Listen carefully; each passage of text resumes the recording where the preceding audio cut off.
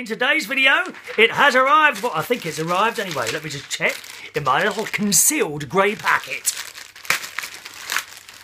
I can check with my nose. Oh, that lovely smell of rubber. Yes, gang, the Hoover belts have arrived. And on first inspection, they do look like they're the right ones. So fingers crossed, in today's show, we hopefully will be repairing the sucky Hoover. Yes, it's happening in today's show, you lucky things. How to with Chris Reardon. I mean, this could be a brand new series. I could show you how to repair and cook and do things that perhaps you would not tackle at home. Next week, we'll be going down a mainline sewer in London. Oh, God.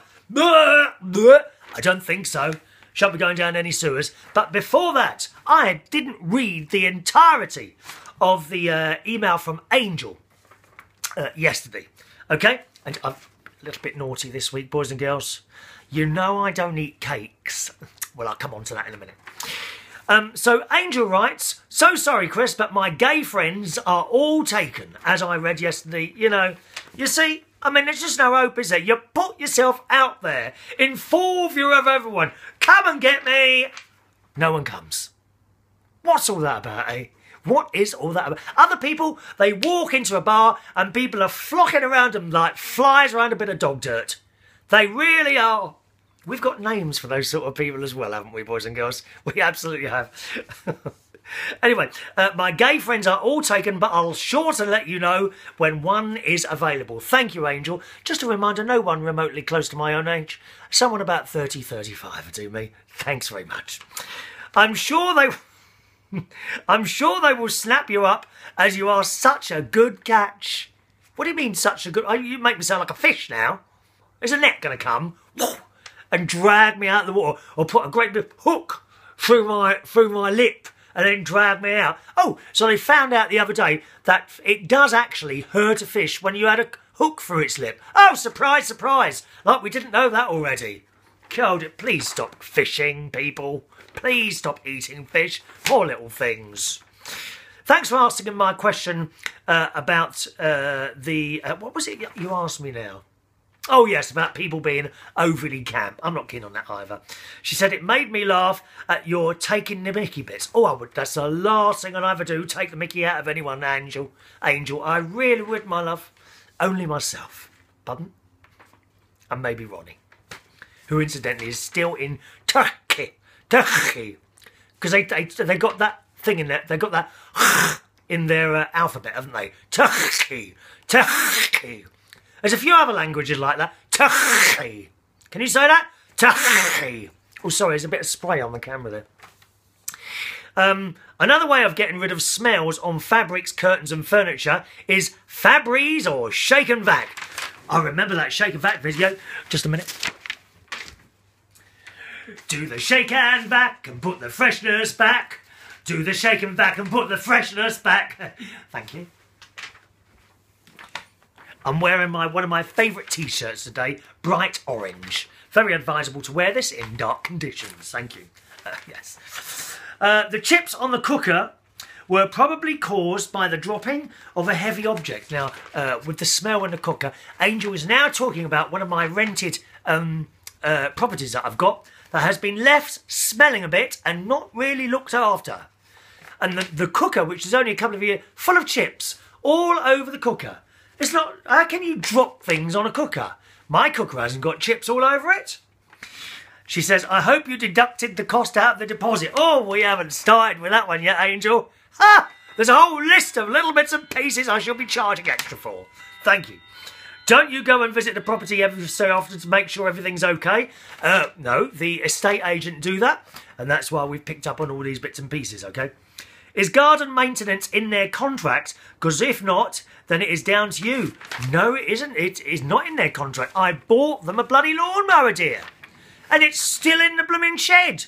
There's a little, well, I say shed cupboard. It's never been used. I even bought them a lazy bastards. That's all I can say, Angel. Lazy bastards. Richard, oh, by the way, do you know what I saw in Sainsbury's Homebase the other day? I saw an automatic lawnmower. Oh, yes. So you charge it up and then you just flick a button and it goes and mows your lawn. How clever is that? I'm sure it was just a touch under £1,000. So I shan't be purchasing one of those yet. But what a bloody good thing. I like the idea of that. Automatic lawnmower. I can't wait till we get automatic cars either. You know, so you just get in, push a button, tell it where you're going, and then sit back and relax and wait for you to be taken to place, all automatically. I love the idea of that. On the news today, I'm sure I heard that the government has said they're going to start allowing trials on public roads next year. So that's very, very exciting. I love technology like that, you know. Richard and I lived in a couple of rented houses before we bought our house, and our rented place was checked every 3 months. Yeah, I think they do go in every 3 months and check it. When we moved in, someone walked around with us and did a checklist of things that are wrong. Correct, that's what happens at my place. Then someone walked around the house with us when we were moving out to check the damage again. Yes, I do believe that's what the estate agent did. So thank you for that, Angel. And I also must thank Angel, specifically Richard, for delivering while I was at work on Monday, because Angel lives only 30 seconds walk up the road. It probably in the better part of the road, to be honest. Oh, by the way, Angel, did you hear there was a break-in in this road last week, apparently? Yes. Apparently, the house that has a garage turned into a playroom. I have no idea which house that is, but my neighbour down the road, lovely Pearl, told me it's about halfway down the road, I think, where some garage been turned into a games room. Do you know that one? Because I don't. I'm not sure what that one is. Yeah, broken into, dear. Not quite sure what they had. I think they took the car keys and nicked the car. Dreadful. In our road. Oaken Gates. I can't believe it, dear. You don't expect that. I mean, just across the road in, you know, in other areas. Not in Oaken Gates, dear. God. I mean, I'm quite honestly, I'm surprised that they got away with Pell constantly peering through her net curtains at what's going on all the time. I don't dare bring anyone down here. You know, for all the neighbours know. Anyway, oh, I've had a bit of a chest cut. Oh, excuse me.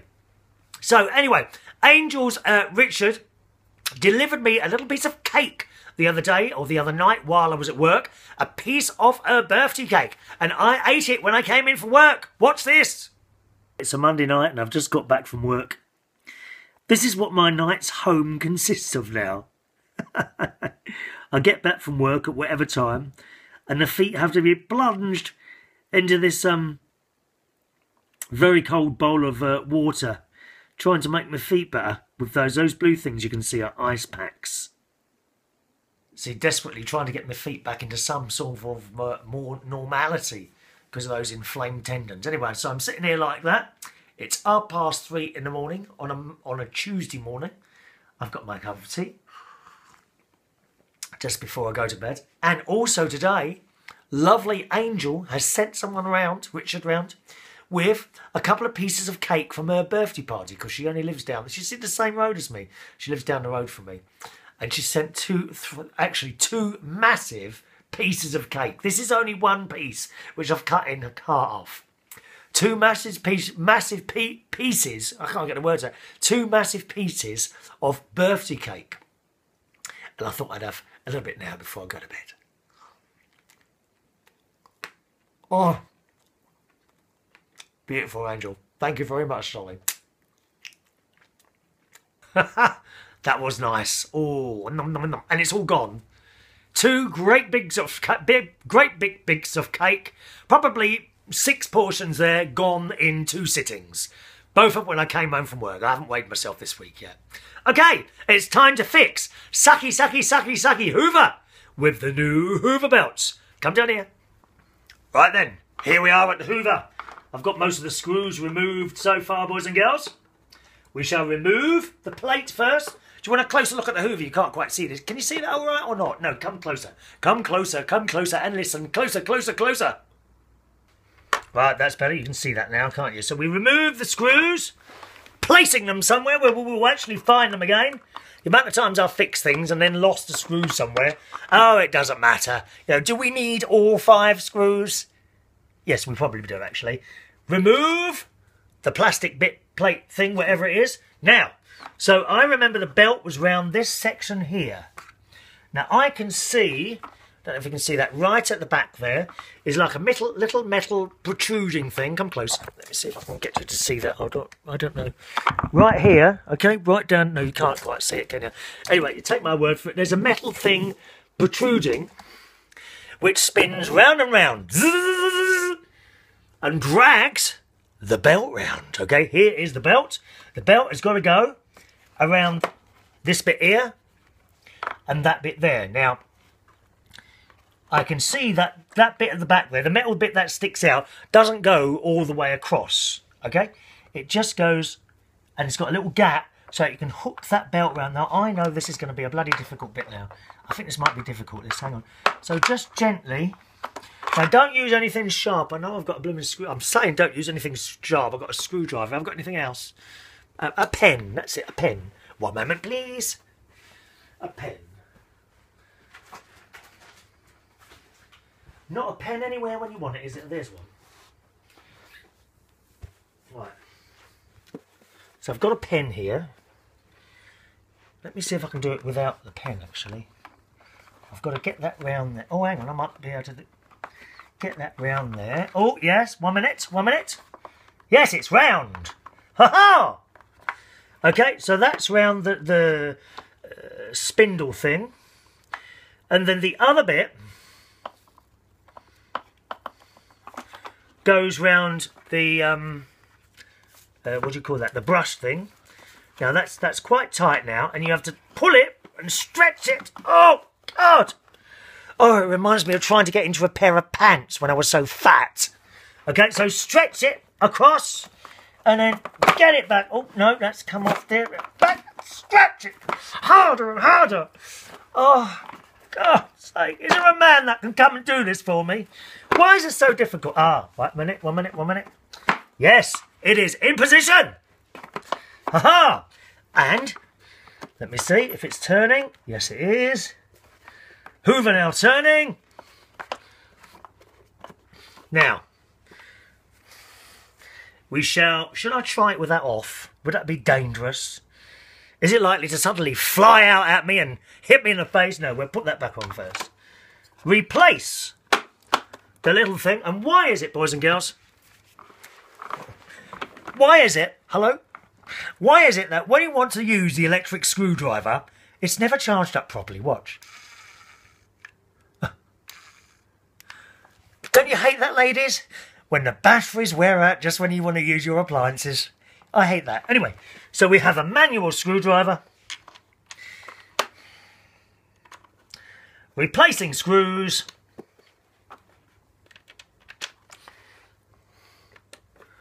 Bum, bum, da, da, da. 5 screws to put in. There we are. 4.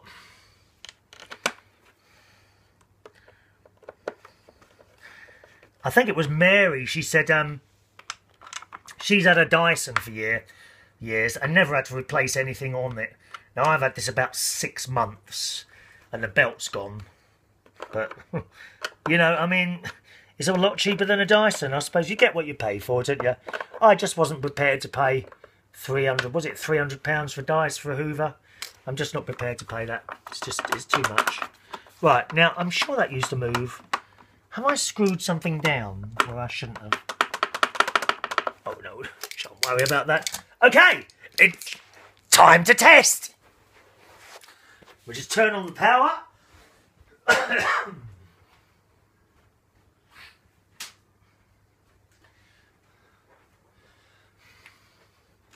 This should be spinning now, boys and girls. Are you ready? 1, 2, 3. Whoa! It works! And now to test with hoovering. Hoover, hoover, hoover. Buh, buh. Ready? Stand by for testing of Hoover.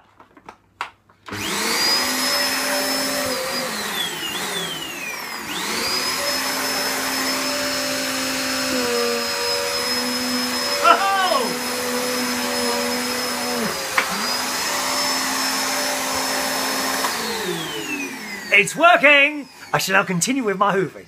See you tomorrow.